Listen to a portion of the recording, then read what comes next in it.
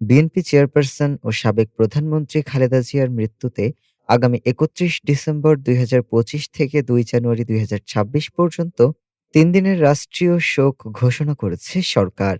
এ বিষয়ে ৩০ ডিসেম্বর মন্ত্রিপরিষদ বিভাগ থেকে প্রজ্ঞাপন জারি করা হয়েছে। প্রজ্ঞাপনে জানানো হয়, চিকিৎসাধীন অবস্থায় খালেদা জিয়ার ইন্তেকালে অন্তর্বর্তীকালীন সরকার গভীর শোক প্রকাশ করেছে। রাষ্ট্রীয় শোক পালনের অংশ হিসেবে এই ৩ দিনে দেশের সব সরকারি, আধা-সরকারি ও স্বায়ত্তশাসিত প্রতিষ্ঠান, শিক্ষা প্রতিষ্ঠান, বেসরকারি ভবন ও বিদেশে অবস্থিত বাংলাদেশ মিশনগুলোতে জাতীয় পতাকা অর্ধনমিত থাকবে।